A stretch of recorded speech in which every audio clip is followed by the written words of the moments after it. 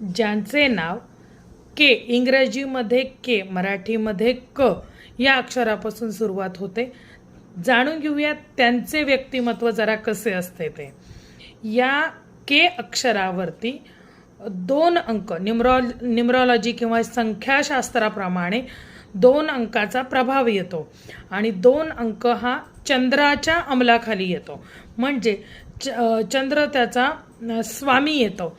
थोडेसे म्हणजे जरा जास्तच भावनिक असतात आणि स्वतः भावनिक असल्यामुळे समोरच्या व्यक्तीकडनं सुद्धा तशाच म्हणजे अपेक्षा ठेवतात आणि मग त्या अपेक्षा पूर्ण नाही झाल्या की मग ते हर्ट होतात, पटकन नाराज होतात, म्हणजे खूप विचार करतात, डिप्रेशनमध्ये जाऊ शकतात, स्वतःच्याच मनाशी जास्त विचार करतात. भावनिकतेकडे यांचा कल जास्त असतो.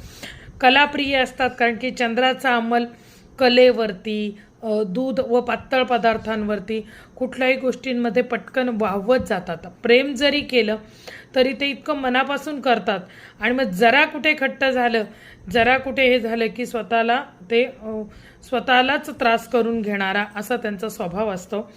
ही लोक आईवेडी सुद्धा असू शकतात. आईवरती त्यांचं जरा जास्तच प्रेम आहे.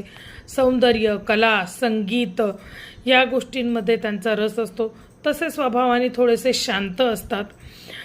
मनाच्या याच्यामध्ये असल्यामुळे चंद्राचा स्वभाव जो आहे तो चंचल आहे. कोणतीही गोष्ट ते कायम त्या मतावर राहू शकत नाही. आज हे बोलतील तर उद्या थोड्या वेळाने ते दुसरंही बोलू शकतात. म्हणजे स्थिर बुद्धीचे ते नसतात. ठीक आहे. भावनांशी जास्त निगडीत असतात. स्वतःही भावनिक असतात आणि दुसऱ्यांच्याही सुद्धा भावनांना ते जपणारे असतात. त्यांना अंतःप्रेरणा खूप चांगली असते. एखाद्या गोष्टीची इंट्युशन त्यांना चांगली येऊ शकते. आध्यात्मिकतेकडे ही लोक चांगली लवकर झुकू शकतात.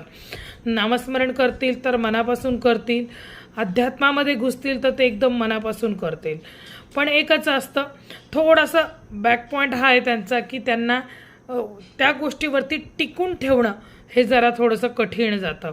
मानसशास्त्र, अध्यापन, कलाक्षेत्र, उपचार म्हणजे ते चांगले डॉक्टर पण होऊ शकतात. सौंदर्य सेवा, लेखन या गोष्टींमध्ये ते यशस्वी होताना तुम्हाला दिसतील.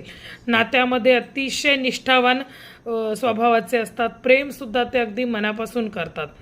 वारंवार बुद्धी अस्थिर होण्याचा स्वभाव असल्यामुळे त्यांनी त्या गोष्टीकडे थोडंसं लक्ष द्यावं. महादेवाची सेवा करावी, त्याच्यामध्ये त्यांना चांगली सफलताही प्राप्त होईल. जय भवानी. तुमच्याकडे आहे का कोणी?